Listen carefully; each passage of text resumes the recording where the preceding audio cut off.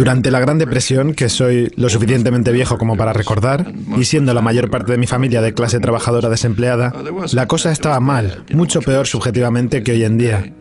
Pero existía una expectativa de que las cosas iban a ir mejorando.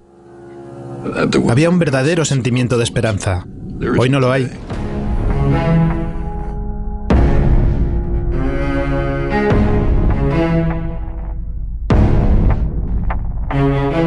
La desigualdad actual realmente no tiene precedentes. Si nos fijamos en la desigualdad total, es similar a la de los peores periodos de la historia de Estados Unidos.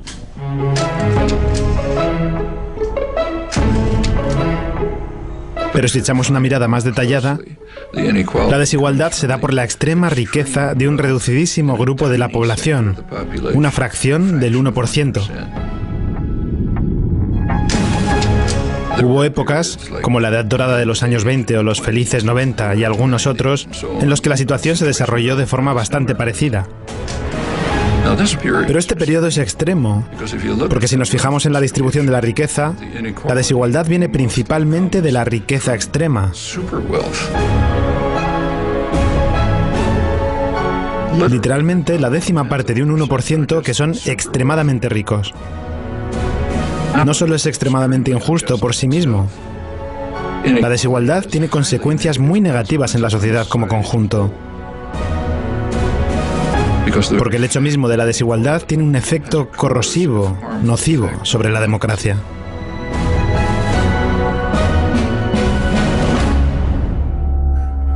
Empezó usted hablando del sueño americano. Una parte del sueño americano es la movilidad social. Naces pobre, trabajas duro y te haces rico. Para un trabajador era posible conseguir un empleo digno, comprarse una casa, un auto, poder llevar a sus hijos a la escuela. Todo eso se derrumbó.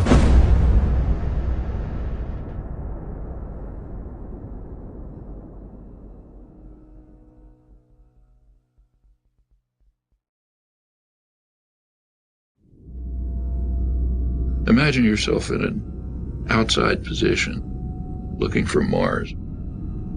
What do you see?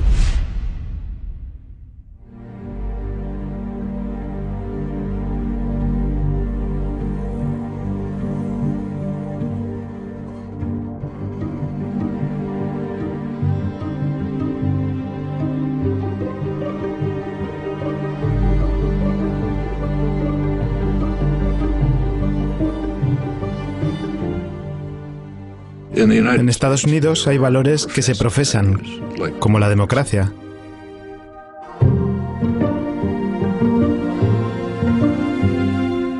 En una democracia, la opinión pública tiene alguna influencia sobre las políticas.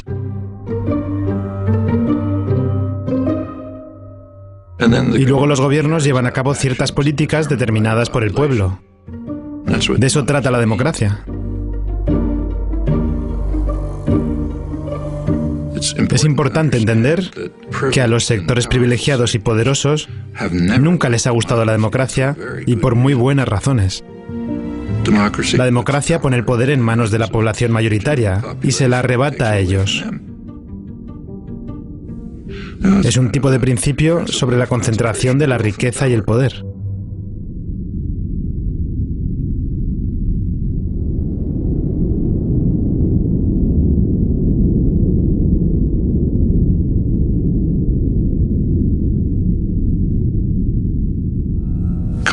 La concentración de la riqueza provoca concentración del poder.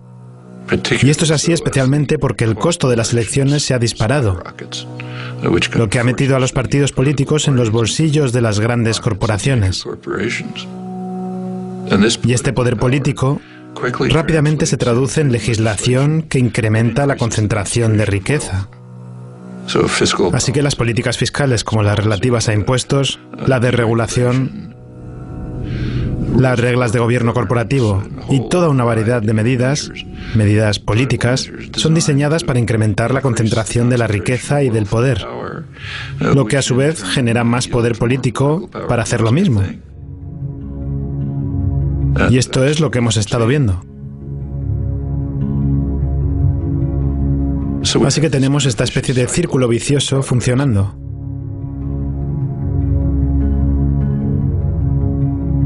¿Sabe? De hecho, se trata de algo tan viejo que ya fue descrito por Adam Smith en 1776, si leemos el famoso libro La riqueza de las naciones. Dice que en Inglaterra los principales arquitectos de las políticas son los dueños de la sociedad, por aquel entonces los comerciantes y los fabricantes. Y ellos se aseguran de que se cuide muy bien de sus propios intereses, independientemente del grave impacto que eso tenga para la población de Inglaterra o para otros. Actualmente no se trata de comerciantes y fabricantes, sino que son las instituciones financieras y las corporaciones multinacionales. Aquellos a los que Adam Smith llamaba los amos de la humanidad, que están siguiendo una máxima vil: todo para nosotros y nada para el resto. Ellos solo van a perseguir políticas que les beneficien y que perjudiquen a todos los demás. Y en ausencia de ninguna reacción popular generalizada, eso es básicamente lo que cabría esperar.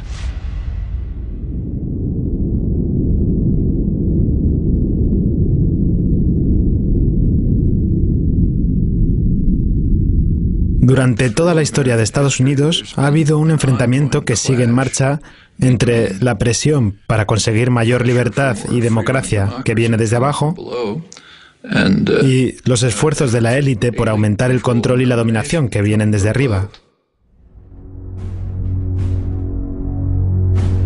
Esto se remonta a la fundación del país.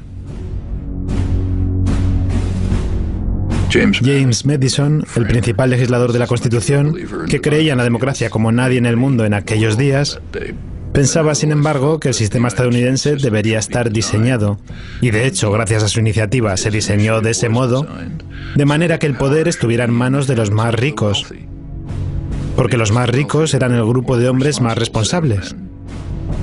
Y por ello, la estructura del sistema constitucional formal puso más poder en manos del Senado. Recuerden que el Senado no era elegido en aquella época, era seleccionado por los más ricos. Hombres que, como el propio Madison escribió, sentían simpatía por los propietarios y sus derechos. Si se leen los debates de la Convención Constitucional, Madison dijo que la mayor preocupación de la sociedad ha de ser proteger a la minoría opulenta contra la mayoría. Y tenía sus argumentos. Suponiendo que todos puedan votar libremente, él decía, bueno, la mayoría de pobres se unirían y se organizarían para arrebatar la propiedad a los ricos. Y decía, eso obviamente sería injusto, así que no se puede permitir. Por lo tanto, el sistema constitucional tiene que concebirse para evitar la democracia.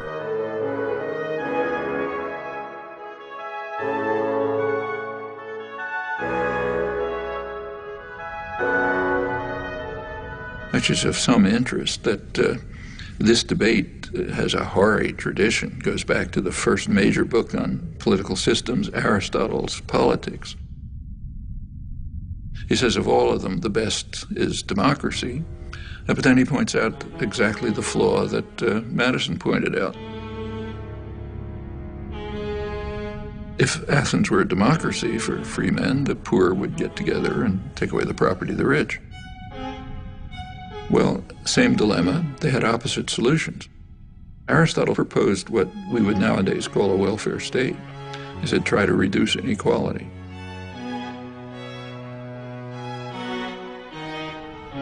So, same problem, opposite solutions. One is reduce inequality, you won't have this problem. The other is reduce democracy.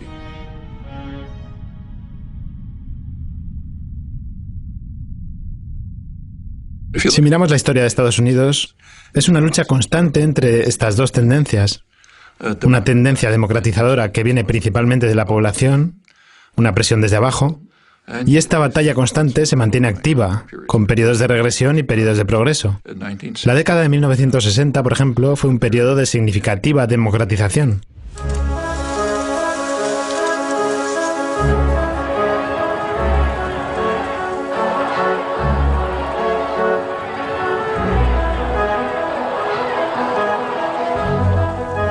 Sectores de la población que solían ser pasivos y apáticos se organizaron y se volvieron activos, empezando a presionar en favor de sus demandas. and they became more and more involved in decision-making, activism, and so on. It just changed consciousness in a lot of ways.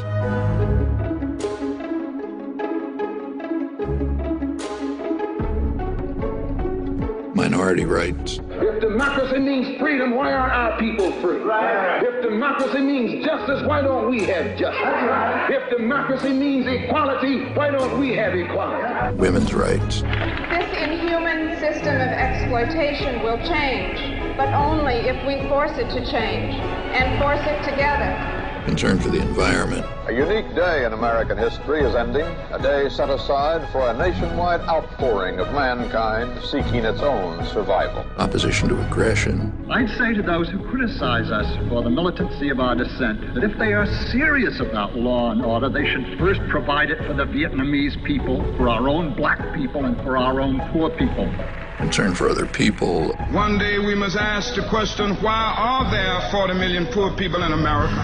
When you begin to ask that question, you're raising a question about the economic system, about a broader distribution of wealth, the question of restructuring the whole of American society. These are all civilizing effects. And that caused great fear.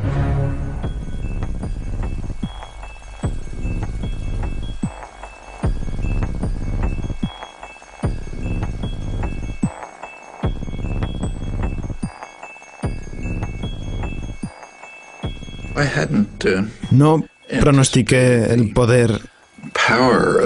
Debería haberlo hecho, pero no pronostiqué el poder de la reacción a estos efectos civilizadores de los años 60.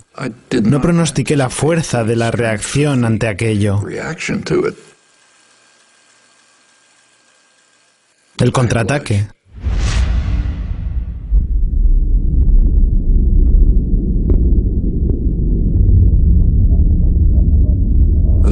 En los años 70 comenzó una enorme ofensiva empresarial concentrada y bien coordinada con el fin de contrarrestar los esfuerzos igualitarios llevados a cabo durante el mandato de Nixon.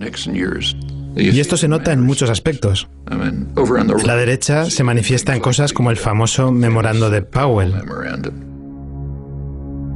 Enviado a la Cámara de Comercio, el mayor grupo de presión empresarial, por Louis Powell, posteriormente juez de la Corte Suprema. Les advertía de que el mundo empresarial estaba perdiendo el control sobre la sociedad y que era necesario hacer algo para contrarrestar estas fuerzas. Por supuesto, lo plantea en términos de defensa. Hay que defendernos ante una fuerza exterior.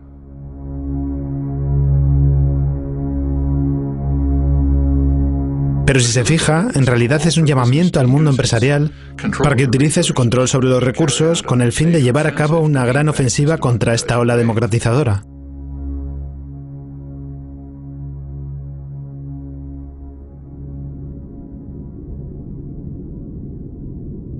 Over on the liberal side, there's something exactly similar. The first major report of the Trilateral Commission is concerned with this. It's called the Crisis of Democracy. Trilateral Commission is liberal internationalists. Their flavor is indicated by the fact that they pretty much staffed the Carter administration. They were also appalled by the democratizing tendencies of the 60s and thought we have to react to it. They were concerned that there was an excess of democracy developing.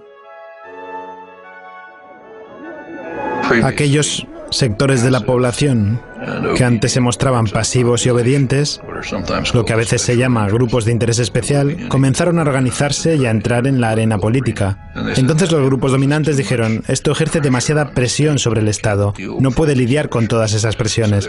Por lo tanto, tienen que volver a la pasividad y quedar despolitizados. Estaban especialmente preocupados por lo que pasaba a la gente joven. Los jóvenes se vuelven demasiado libres e independientes. Ninguno de nosotros actuará con violencia. Si llega a haber violencia, será responsabilidad de la policía. Ellos lo presentaron como un fallo por parte de los colegios, las universidades y las iglesias. Aquellas instituciones responsables del adoctrinamiento de los jóvenes. Son sus palabras, no las mías.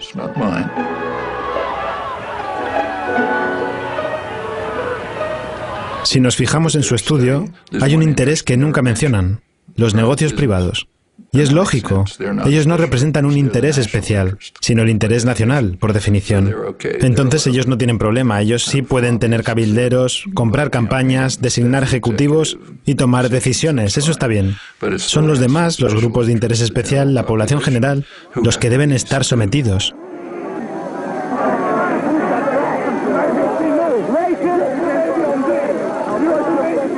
Bueno, este es el espectro. Es como una parte ideológica del contraataque. Pero el mayor contraataque que se estaba gestionando en paralelo a este fue simplemente rediseñar la economía.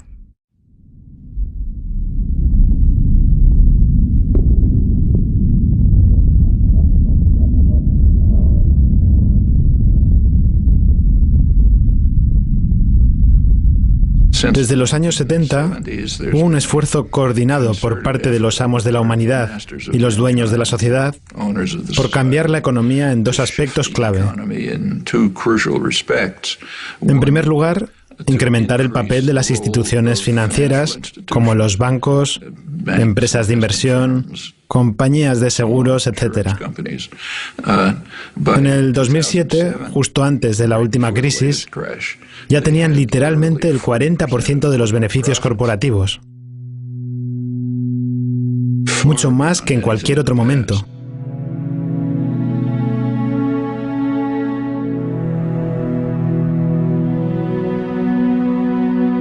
En los años 50 del siglo pasado, como durante muchos años hasta entonces, la economía de Estados Unidos se basaba principalmente en la producción. Estados Unidos era el gran centro industrial a nivel mundial.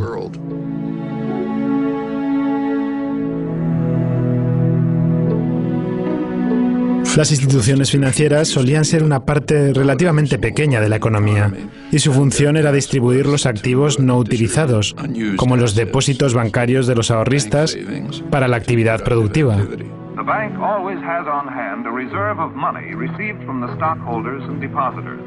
On the basis of these cash reserves, a bank can create credit. So, besides providing a safe place for depositing money, a bank serves a community by making additional credit available for many purposes.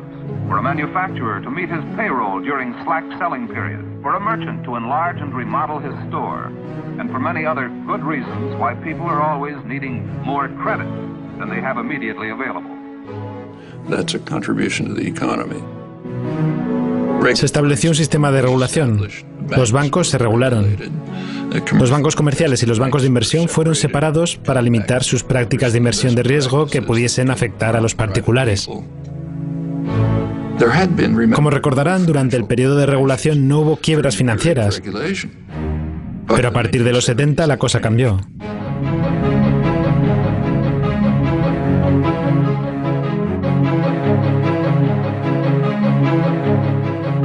Es cuando empezó este enorme aumento de movimientos de capital especulativo, un aumento realmente astronómico. Se dio un giro muy significativo en el sector financiero, de los bancos tradicionales a las inversiones de riesgo, los instrumentos financieros complejos, las manipulaciones monetarias, etc.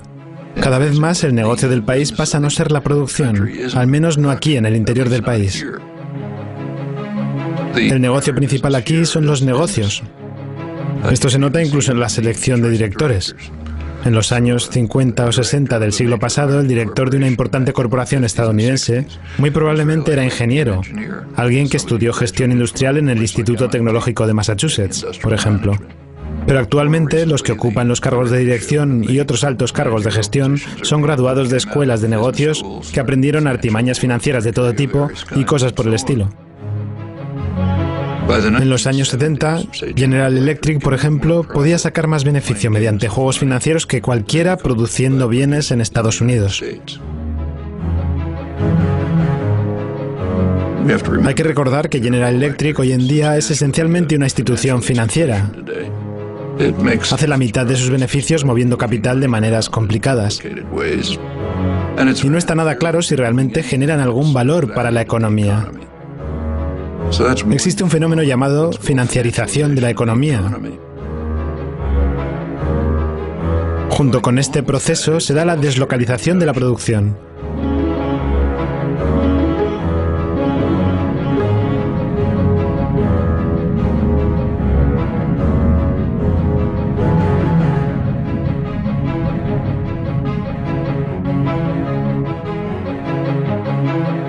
El sistema comercial fue reconstruido con el objetivo explícito de poner a los trabajadores a competir entre sí en todo el mundo.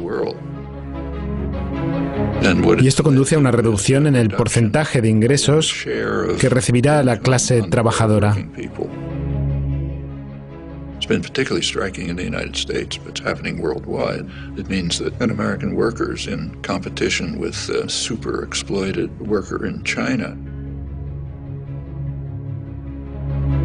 Los profesionales altamente remunerados están protegidos. Ellos no tienen que competir con el resto del mundo en absoluto.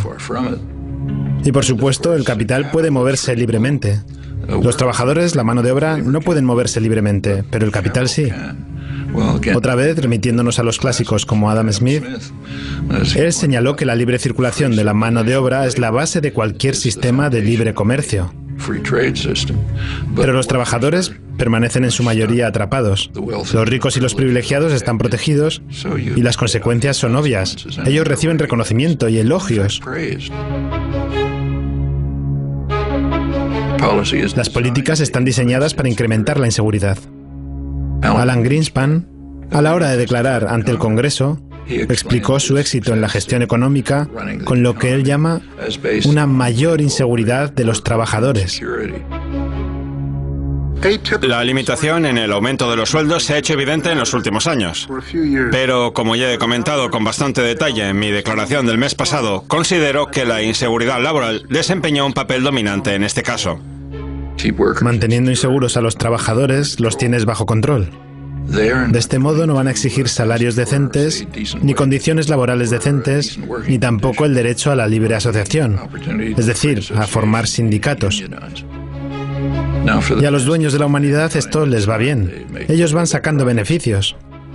Pero para la población es devastador.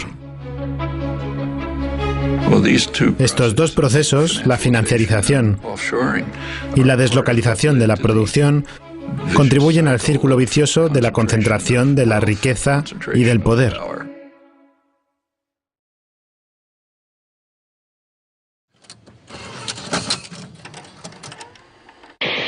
I'm Noam Chomsky. I'm on the faculty at MIT, and I've been getting more and more heavily involved in anti-war activities for the last few years.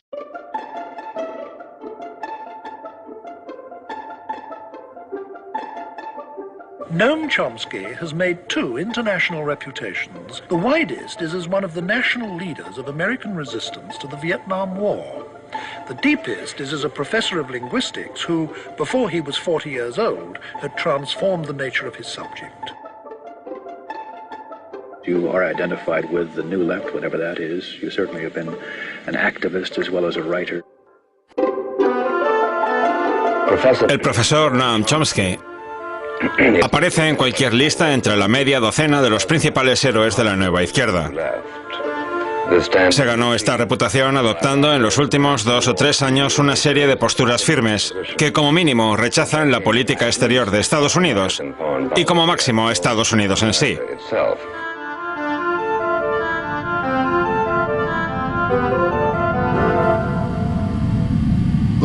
Realmente este concepto de antiestadounidense es muy interesante.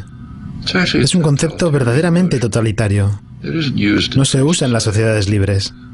Es decir, si alguien, por ejemplo, en Italia critica a Berlusconi o la corrupción del Estado, etc., nunca los llamarán anti-italianos. De hecho, si los llegan a llamar anti-italianos, la gente se moriría de risa en las calles de Roma o de Milán. In totalitarian states, the notion's used. So in the old Soviet Union, dissidents were called anti-Soviet. That was the worst condemnation. In the Brazilian military dictatorship, they were called anti-Brazilian.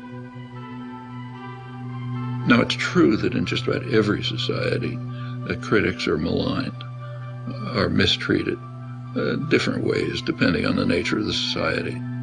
Like in the Soviet Union, say, Václav Havel would be imprisoned. in a U.S. dependency like El Salvador at the same time, his counterparts would have their brains blown out by U.S.-run state terrorist forces. And other societies that just condemned or vilified and so on. And in the United States, one of the terms of abuse is anti-American. There's a couple of others, like, Marxist. There's an array of terms of abuse. But in the United States, you have a very high degree of freedom. And so if you're vilified by some commissars, who cares? You go on, do your work anyway. Este tipo de conceptos solo surgen en una cultura donde si llegas a criticar al poder estatal, y con poder estatal no solamente me refiero al gobierno, sino al poder estatal corporativo en general, entonces si criticas el poder concentrado, quiere decir que vas en contra de la sociedad, en contra de la gente. Y es bastante sorprendente que se use en Estados Unidos. Es la única sociedad democrática donde este concepto no se considera ridículo. Y esto es un síntoma de cultura elitista bastante desagradable.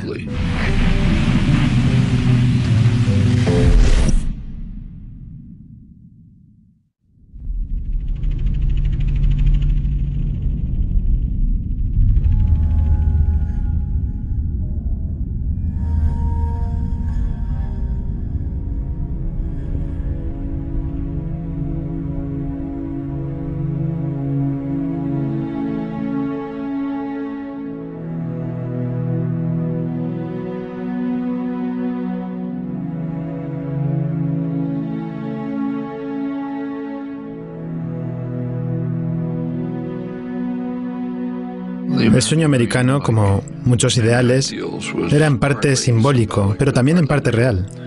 Los años 50 y 60 fueron los años de mayor crecimiento en toda la historia de la economía estadounidense. La Edad de Oro. Era un crecimiento bastante igualitario, es decir, la quinta parte más pobre del país prosperaba al mismo ritmo que la quinta parte más rica. El gobierno implementó algunas medidas de bienestar social que mejoraron la vida de la mayor parte de la población. Por ejemplo, un trabajador negro podía encontrar un trabajo decente en una fábrica de automóviles, comprar una casa, un auto, llevar a los niños a la escuela, etc. Y lo mismo en todos los ámbitos. Cuando Estados Unidos era principalmente un centro industrial, se preocupaba por sus consumidores aquí en el país. Es sabido que Henry Ford subió el salario de sus empleados para que pudieran comprar automóviles. Cuando te fijas en la plutonomía internacional, como les gusta llamarles a los bancos, que es un pequeño porcentaje de la población mundial que acumula cada vez más riqueza, ya no les preocupa casi lo que les ocurre a los consumidores estadounidenses, porque de todas formas la mayoría de ellos no van a consumir sus productos, al menos no a gran escala. Sus objetivos son los beneficios del próximo trimestre, aunque se basen en manipulaciones financieras, un salario alto, unas bonificaciones generosas, producir en el extranjero si es necesario, y producción orientada a las clases ricas del país y sus iguales en el extranjero. ¿Y qué hay del resto? Para referirnos a ellos también hay un término que se está usando ahora. Los llaman precariado o proletariado precario. La clase trabajadora mundial que vive una vida cada vez más precaria. Y esto está relacionado con la actitud hacia el país en su conjunto.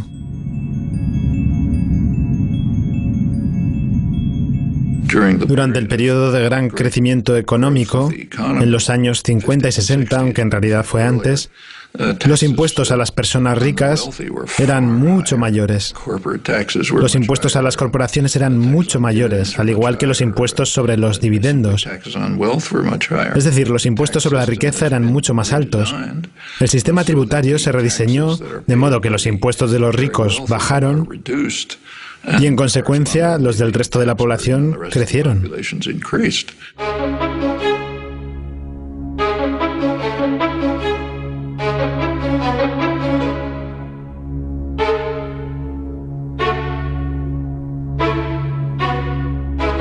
Ahora se tiende a mantener solamente los impuestos sobre el salario y sobre el consumo, que es algo que todos tienen que pagar, no sobre los dividendos que solo afectan a los ricos. Y las cifras son bastante chocantes.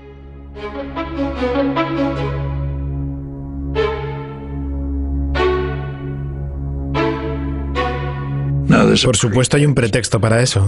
Siempre hay un pretexto. En este caso el pretexto es que así se fomenta la inversión y se incrementa el empleo. Pero no hay ninguna prueba de ello. Si quieres fomentar la inversión, dales dinero a los pobres y a la clase trabajadora. Tienen que sobrevivir, por lo tanto gastarán sus salarios. Eso estimula la producción, estimula la inversión, aumenta el empleo, etc.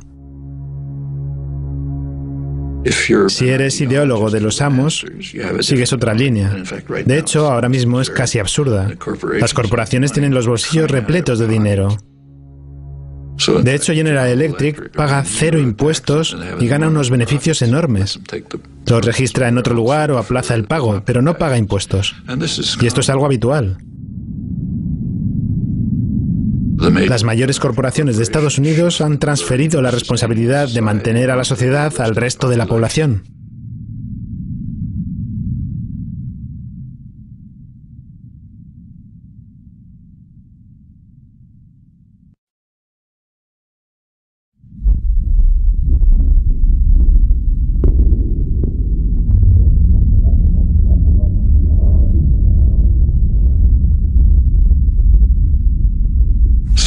La solidaridad es bastante peligrosa. Desde el punto de vista de los amos, solo tienes que preocuparte por ti mismo, no por los demás. Y esto difiere mucho de lo que decían las personas que, según ellos, son sus héroes, como Adam Smith, quien basó toda su postura económica en el principio de empatía, fundamental en el trato humano. Pero tienen que desarraigarlo de las mentes de las personas. Tienes que mirar por ti mismo. La máxima reza, no te preocupes por los demás. Eso funciona con los ricos y poderosos, pero es devastador para el resto. Les ha llevado mucho esfuerzo erradicar esas emociones humanas básicas de las cabezas de las personas. Hoy lo podemos ver en la forma de hacer política, por ejemplo, en cómo se atenta contra la seguridad social. La seguridad social se basa en un principio, el principio de la solidaridad. La solidaridad significa cuidar de otros. La seguridad social significa pago mis impuestos sobre la nómina para que la viuda de la otra punta de la ciudad tenga con qué vivir. Así sobrevive una importante parte de la población. A los que son muy ricos no les sirve de nada. Por eso intentan destruirla de forma coordinada. Una de las maneras de hacerlo es dejar de financiarla. ¿Quiere destruir algún sistema? Empiece por cortarle la financiación. Así no funcionará, la gente se enfadará, querrán otra cosa. Es la técnica estándar para privatizar algunos sistemas.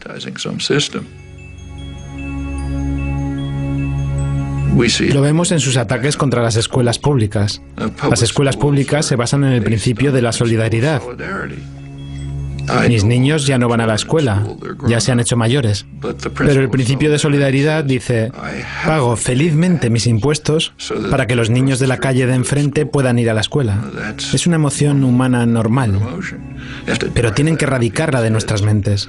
Mis niños ya no van a la escuela, ¿para qué voy a pagar impuestos? Privatícenla, y así todo. El sistema de educación pública, desde las guarderías hasta la educación superior, está sufriendo un ataque severo. Es una de las joyas de la sociedad estadounidense.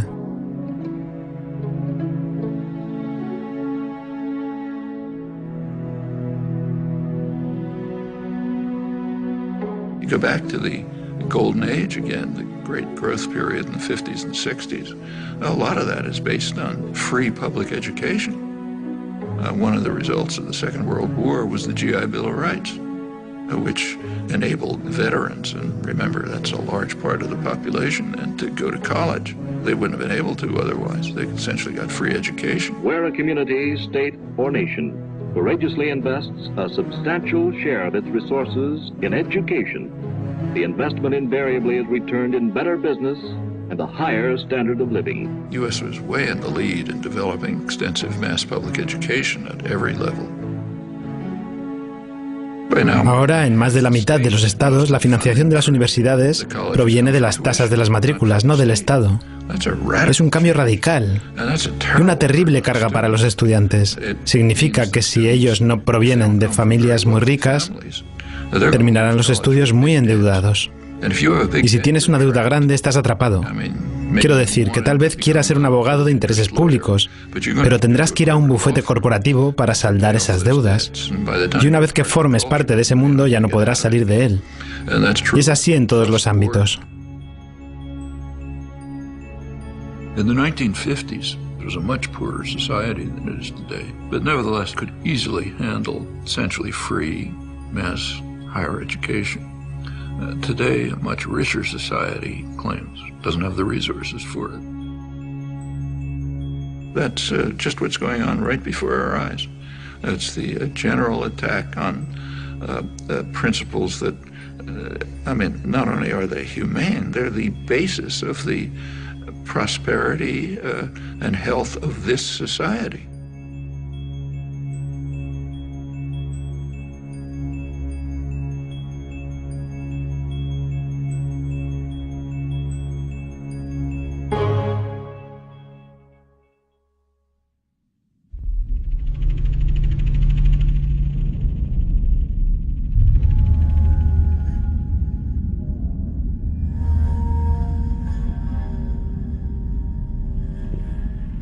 Si analizamos la historia de las regulaciones, por ejemplo, la regulación ferroviaria, la financiera, etc., verán que normalmente o son impulsadas por los consorcios económicos que están siendo regulados o apoyadas por estos. La razón es que saben que tarde o temprano podrán controlar a los reguladores.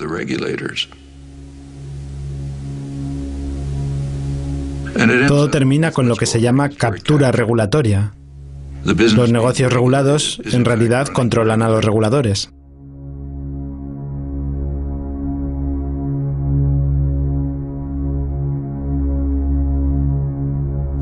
Esto llega al extremo de que los grupos de presión de los bancos son los que en realidad escriben las leyes de regulación financiera.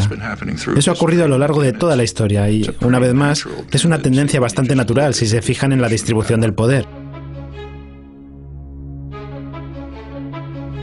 One of the things that expanded enormously in the 1970s is lobbying, as the business world moved sharply to try to control legislation. Business world was pretty upset by the advances in public welfare in the 60s, and in particular by Richard Nixon. It's not too well understood, but he was the last New Deal president, and they regarded that as class treachery. In Nixon's administration, you get consumer safety legislation, safety and health regulations in the workplace, the EPA, the Environmental Protection Agency. Business didn't like it, of course. They didn't like the high taxes, they didn't like the regulation, and they began a coordinated effort to try to overcome it. Lobbying sharply increased. Deregulation began with a real ferocity. There were no financial crashes in the 50s and the 60s because the regulatory apparatus of the New Deal was still in place. As it began to be dismantled under business pressure and political pressure, you get more and more crashes.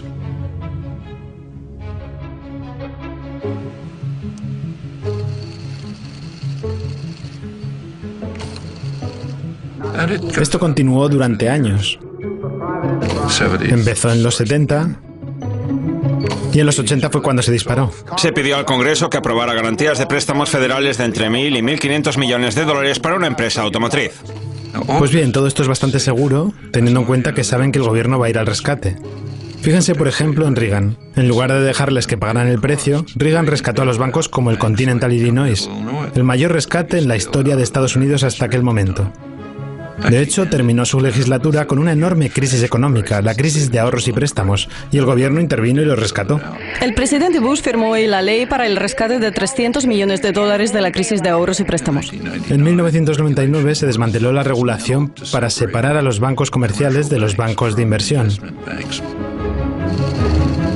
Entonces llegaron los rescates de Bush y de Obama. Bear Stearns acude al gobierno federal para mantenerse a flote. El presidente Bush defendió la decisión de rescatar a Citigroup. Fannie Mae y Freddie Mac solicitaron un total de $3.000 millones más. El rescate podría ser mucho mayor, suponiendo el agravamiento de los problemas económicos de Estados Unidos. Y ya están creando el siguiente rescate.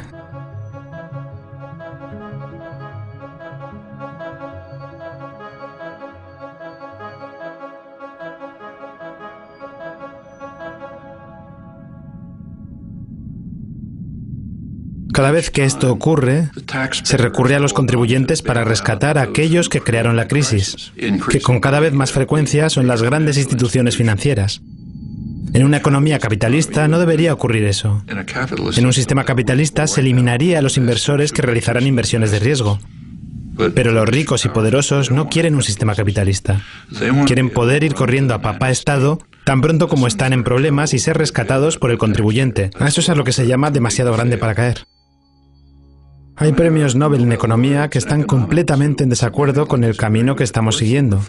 Gente como Joe Stiglitz, Paul Krugman y otros, y nadie ni tan siquiera les ha consultado. Las personas elegidas para solucionar la crisis son aquellos que la crearon. La gente de Robert Rubin, la gente de Goldman Sachs. Ellos crearon la crisis y ahora son más poderosos que antes. ¿Es esto un accidente? No cuando eliges a esas personas para establecer un plan económico. Quiero decir, ¿qué esperaban que sucediese? Mientras tanto, para los pobres, se deja que prevalezcan las leyes del mercado, que no esperen ninguna ayuda por parte del gobierno. El gobierno es el problema, no la solución, y así todo. Eso esencialmente es el neoliberalismo. Tiene este carácter dual que tiene sus orígenes en la historia económica. Una serie de reglas para los ricos y una serie de reglas opuestas para los pobres. There's nothing surprising about this. It's exactly the dynamics you'd expect.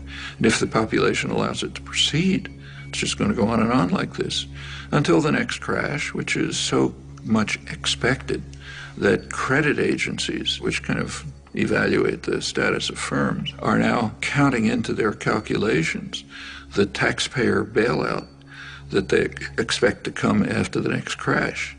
Which means that the beneficiaries of these credit ratings, like the big banks, they can borrow money more cheaply, they can push out smaller competitors, and you get more and more concentration. Everywhere you look, policies are designed this way, which should come as absolutely no surprise to anyone.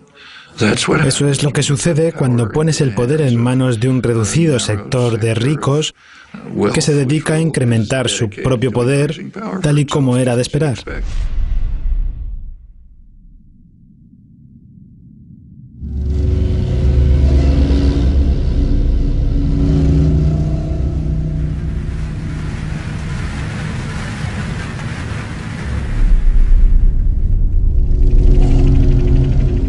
La concentración de la riqueza provoca concentración del poder político. Y esto es así especialmente porque el costo de las elecciones se ha disparado, lo que ha metido a los partidos políticos en los bolsillos de las grandes corporaciones. The Citizens United, this was January 2009, I guess. That's a very important decision, Supreme Court decision, but it has a history, and you got to think about the history.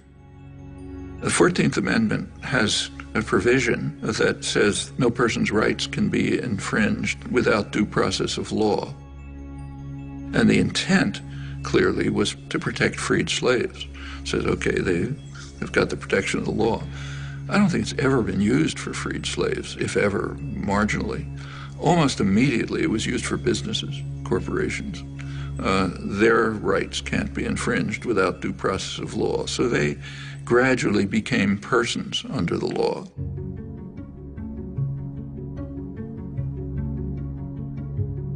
Las corporaciones son ficciones legales creadas por el Estado.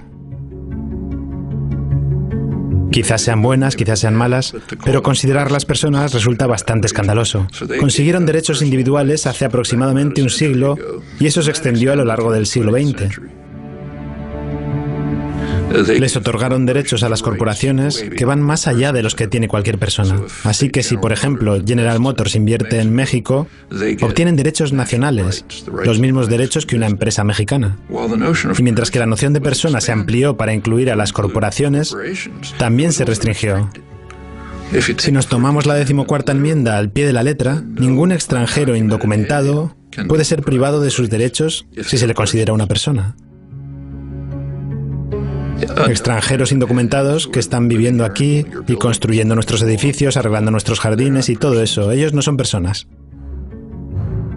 Pero General Electric sí es una persona. Una persona inmortal y superpoderosa. Esta perversión de la moral elemental y del significado obvio de la ley es increíble. En la década de 1970, los tribunales decidieron que el dinero es una forma de expresión. En el proceso de Buckley contra Valeo, si avanzamos a lo largo de los años, llegamos hasta Ciudadanos Unidos, que dice que el derecho a la libertad de expresión de las corporaciones, principalmente su derecho a gastar tanto dinero como quieran, no puede limitarse. Miren lo que eso significa. Significa que las corporaciones, que de todos modos ya han estado comprando bastantes elecciones, ahora son libres de hacerlo sin prácticamente ninguna restricción.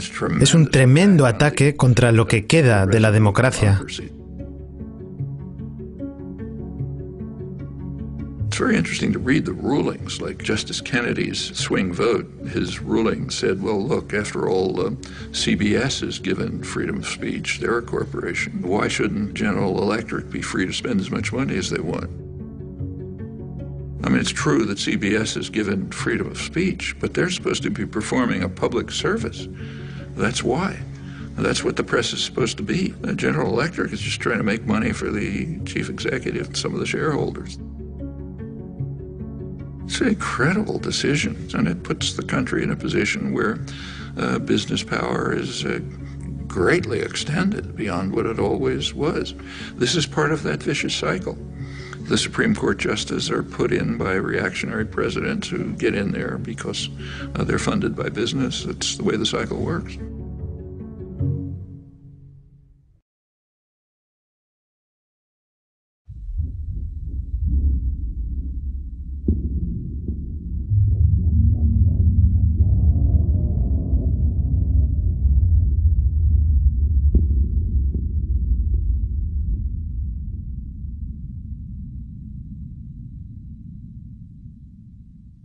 Existe una fuerza organizada que ha tenido muchos defectos, pero que, con todos sus defectos, ha estado tradicionalmente al frente de los esfuerzos por mejorar la vida de la población general. Es el movimiento obrero organizado. Y es también una barrera contra la tiranía corporativa. Así que es la única barrera a este círculo vicioso que sigue funcionando y que conduce a la tiranía corporativa.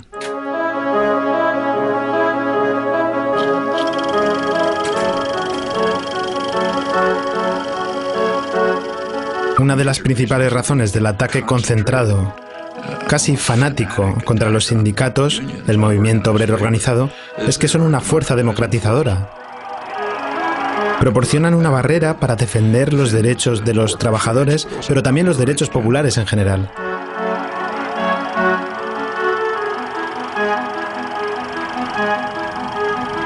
Esto interfiere con las prerrogativas y el poder de los que poseen y manejan la sociedad. I should say that anti-union sentiment in the United States among elites is so strong that the fundamental core of labor rights, the basic principle in the International Labor Organization, is the right of free association, which would mean the right to form unions. The U.S. has never ratified that. So I think the U.S. may be alone among major societies in that respect. It's considered so far out of the spectrum of American politics, it literally has never been considered. Recuerden que la clase obrera en Estados Unidos tiene una historia larga y muy violenta en comparación con otras sociedades similares. Pero el movimiento obrero había sido muy fuerte. Sin embargo, para los años 20, en una época bastante semejante a la de hoy, este movimiento fue prácticamente aplastado. La huelga de camioneros alcanzó su apogeo con unos fuertes disturbios que han causado numerosas víctimas. Las calles de la ciudad han registrado violentos enfrentamientos donde 3.000 manifestantes sindicales luchan contra 700 policías. Armas, gas lacrimógeno, garrotes y puñetazos causaron más de 80 personas heridas y 2 muertos. A mediados de los años 30 el movimiento comenzó a reconstruirse. El propio Franklin Delano Roosevelt se mostraba a favor de una legislación progresista que se crearía en beneficio de la sociedad en general. Pero tenía que hacer que fuera aprobada de alguna manera. Entonces les dijo a los dirigentes sindicales y a otros: oblíguenme a hacerlo. Sus palabras significaban: salgan a la calle y manifiéstense, organícense, protesten, desarrollen el movimiento obrero. Cuando haya suficiente presión popular, seré capaz de hacer aprobar la legislación que ustedes quieren. No apoyo el regreso a aquella definición de libertad bajo la cual durante muchos años las personas libres poco a poco fueron destinadas al servicio de unos pocos privilegiados. Prefiero la definición de libertad más amplia. Entonces, a mediados de los años 30, hubo una especie de combinación entre un gobierno favorable y un activismo popular muy importante. Hubo acciones sindicales, hubo huelgas de brazos caídos que atemorizaron mucho a los propietarios. Tienen que comprender que la huelga de brazos caídos está a un paso de decir: no necesitamos jefes, podemos gestionar esto nosotros mismos.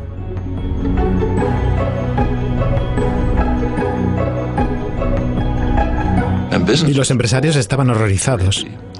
Si lee la prensa económica de finales de los años 30, verá que se hablaba del riesgo que corría el empresario industrial, del creciente poder político de las masas que debía ser reprimido.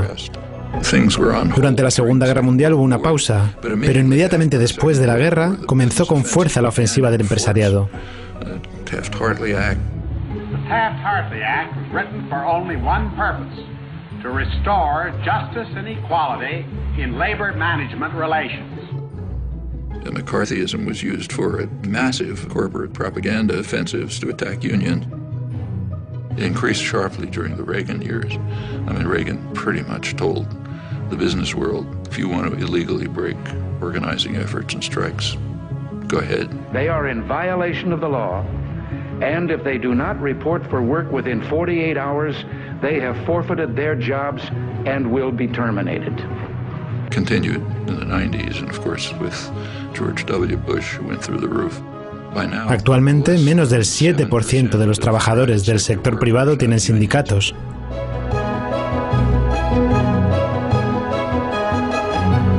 Como consecuencia, se ha disuelto la resistencia habitual a la ofensiva llevada a cabo por nuestra clase empresarial, que tiene una fuerte conciencia de clase. Now, if you're in position of power, you want to maintain class consciousness for yourself, but eliminate it everywhere else. You go back to the 19th century, in the early days of the Industrial Revolution in the United States. Working people were very conscious of this. They, in fact, overwhelmingly regarded wage labor as not very different from slavery, different only in that it was temporary. In fact, it was such a popular idea, that was a slogan of the Republican Party. Well, that was a very sharp class consciousness. Sin embargo, a los que tienen poder y privilegios, no les interesa que el pueblo tenga ideas relacionadas con la conciencia de clase. No quieren que ellos sepan que pertenecen a la clase oprimida. Y como resultado, tenemos una de las pocas sociedades en las que simplemente no se habla de clases. En realidad, el concepto de clase es muy sencillo. ¿Quién da las órdenes? ¿Quién las cumple? Es lo que básicamente define la clase. Claro que es algo más matizado y complejo, pero es así básicamente.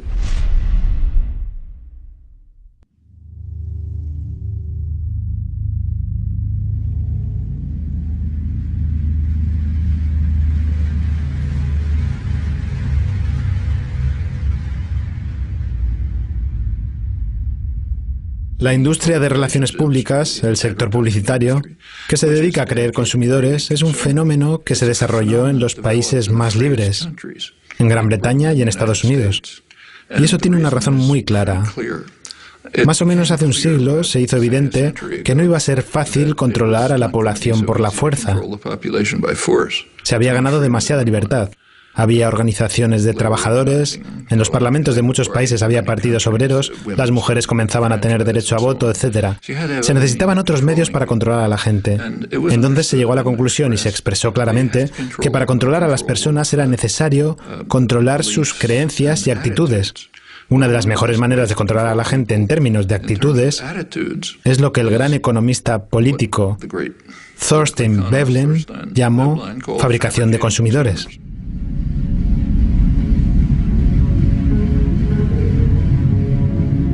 Si alguien puede fabricar un producto, hacer creer a la gente que un bien es imprescindible para darle sentido a su vida, se verán atrapados en el rol de consumidor. En la prensa económica de los años 1920 se hablaba de la necesidad de dirigir la atención de las personas hacia el lado superficial de la vida, hacia cosas como el consumo de moda, para mantenerlos alejados de otros asuntos. You find this doctrine all through progressive intellectual thought, like Walter Lippmann, the major progressive intellectual of the 20th century. He wrote famous progressive essays on democracy, in which his view was exactly that. The public must be put in their place so that the responsible men can make decisions without interference from the bewildered herd. There to be spectators, not participants, then you get a properly functioning democracy. Straight back to Madison and on to Powell's memorandum and so on. And the advertising industry just exploded with this as its goal, fabricating consumers.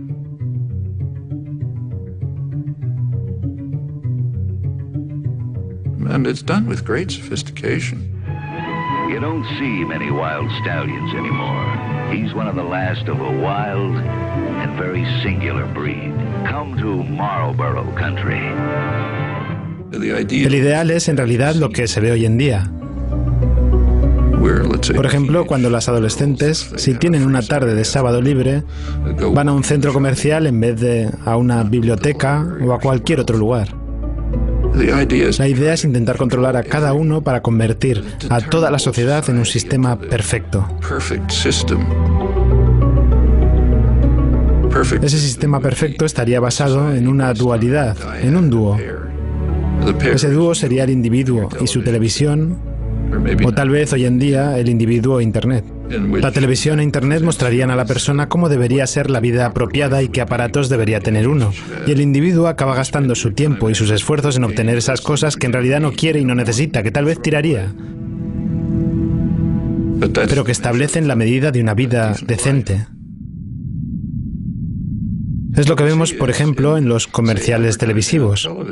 Si usted ha asistido a un curso de economía, sabe que los mercados deberían basarse en consumidores informados que toman decisiones racionales. Si tuviéramos un sistema así, un comercial televisivo de, digamos, General Motors, nos presentaría información concreta diciendo, esto es lo que tenemos para vender.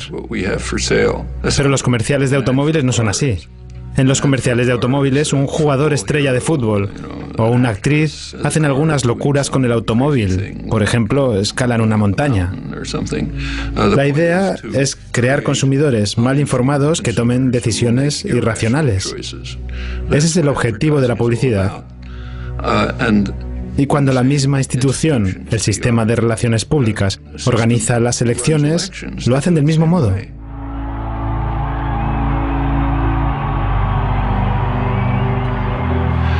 Ellos quieren crear un electorado mal informado que haga elecciones irracionales, muchas veces contra sus propios intereses. Y lo vemos cada vez que ocurren extravagancias de este tipo.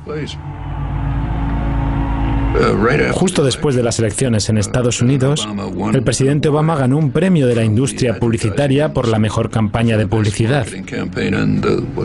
Aquí no se difundió, pero la prensa económica internacional habló de la euforia de los ejecutivos. Decían, hemos estado vendiendo y promoviendo candidatos como si fueran dentífrico desde Reagan. Y este es nuestro mayor logro. Normalmente no estoy de acuerdo con Sarah Palin, pero cuando se burla de lo que llama aquellas cositas de cambio y de esperanza, tiene razón. Ante todo, Obama en realidad no prometió nada. En su mayor parte es todo ilusión. Basta ver la retórica de la campaña electoral en la cual hay poca discusión de cuestiones políticas, para lo que hay un buen motivo, porque la opinión pública sobre las políticas a aplicar es muy diferente de lo que quieren los líderes de los dos principales partidos y sus patrocinadores financieros. Las políticas están cada vez más centradas en los intereses privados de los financiadores de las campañas electorales y el público queda marginado.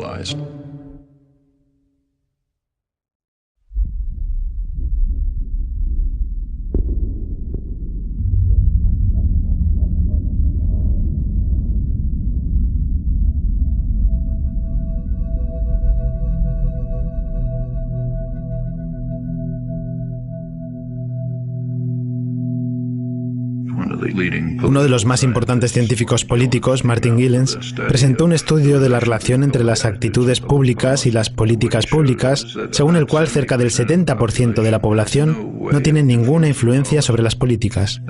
Lo mismo puede pasar en cualquier otro país. Y la gente lo sabe. Como resultado de esto, la población está indignada, frustrada, odia las instituciones. No está actuando de forma constructiva para intentar responder a esto. Hay movilización y activismo populares, pero van en una dirección muy autodestructiva. Están tomando la forma de una furia sin objetivo preciso, de ataques de unos contra otros y contra grupos vulnerables. Eso es lo que pasa en casos como este.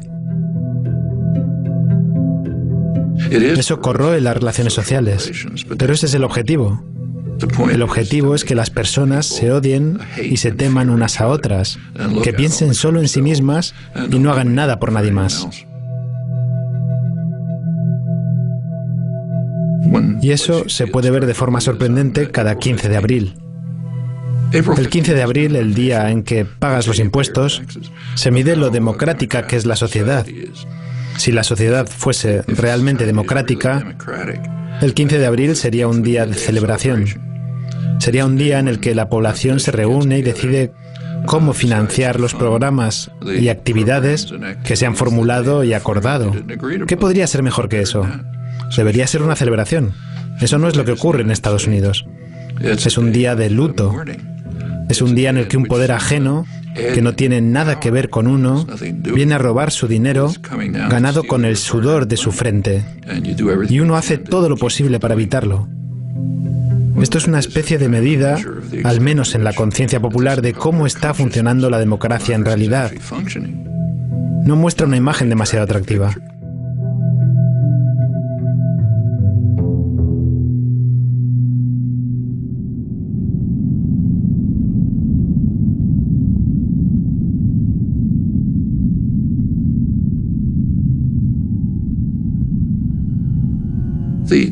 Las tendencias que hemos estado describiendo en la sociedad estadounidense, a menos que cambien, indican que va a convertirse en una sociedad horrible.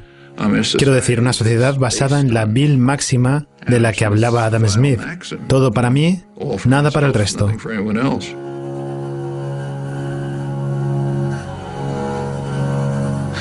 Una sociedad en la que los instintos y emociones humanos normales de empatía, solidaridad, apoyo mutuo no existen. Una sociedad tan horrible que no sé a quién le gustaría vivir en ella. Yo no querría que mis hijos lo hicieran. If the society is based on control by private wealth, it will reflect the values that it in fact does reflect. The value that is greed and the desire to maximize personal gain at the expense of others. Now, any society, maybe a small society based on that principle is ugly, but it can survive. A global society based on that principle is headed for massive destruction.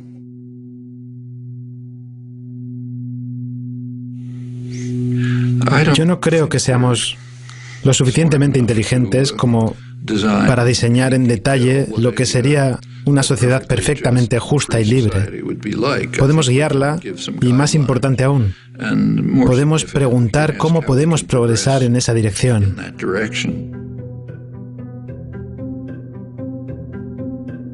John Dewey, the leading social philosopher in the late 20th century, he argued that until all institutions, production, commerce, media, unless they're all under participatory democratic control, we will not have a functioning democratic society. As he put it, policy will be the shadow cast by business over society. Well, that's essentially true.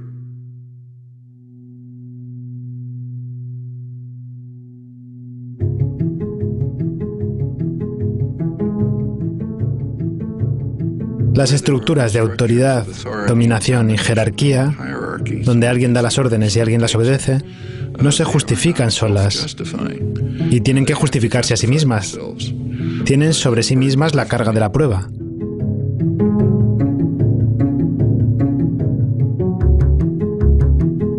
Si se las mira detalladamente, por lo general no pueden justificarse a sí mismas. Y si no pueden, tenemos que desmantelarlas.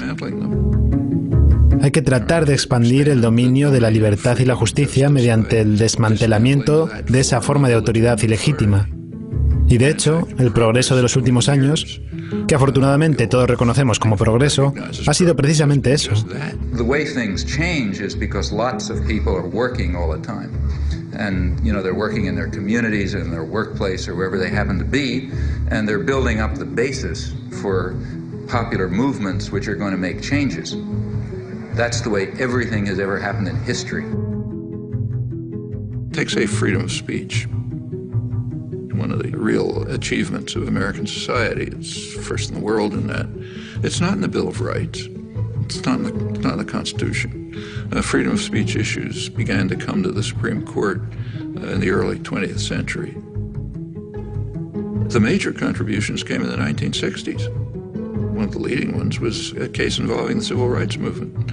Well, by then you had a mass popular movement which was demanding rights, refusing to back down. And in that context, the Supreme Court did establish a pretty high standard of freedom of speech. Or, take, say, women's rights. Women also began identifying oppressive structures, refusing to accept them, bringing other people to join with them. Well, that's how rights are won. En un cierto grado que no puede considerarse trivial, yo también he dedicado gran parte de mi vida al activismo. No de forma política, pero sí. No es algo en lo que sea muy bueno, no soy el mejor organizador. Creo que podemos ver claramente algunos defectos muy graves en nuestra sociedad, en nuestro nivel cultural, en nuestras instituciones, los cuales van a tener que ser corregidos operando fuera del marco comúnmente aceptado. Pienso que tendremos que encontrar nuevas formas de acción política. Pero los activistas son las personas que han creado los derechos que nosotros disfrutamos. No solo llevan a cabo políticas basadas en la información que reciben, sino que también contribuyen a su comprensión. Hay que recordar que es un proceso recíproco. Uno trata de hacer cosas, aprendes cómo funciona el mundo y eso te ayuda a entender cómo seguir adelante. There's huge opportunities. It is a very free society, still the freest in the world. Nuestro gobierno tiene una capacidad muy limitada para coaccionar. Las corporaciones pueden tratar de coaccionar, pero no disponen de los mecanismos necesarios. Hay muchas cosas que se pueden hacer si la gente se organiza, lucha por sus derechos como lo han hecho en el pasado, y así se pueden lograr muchas victorias.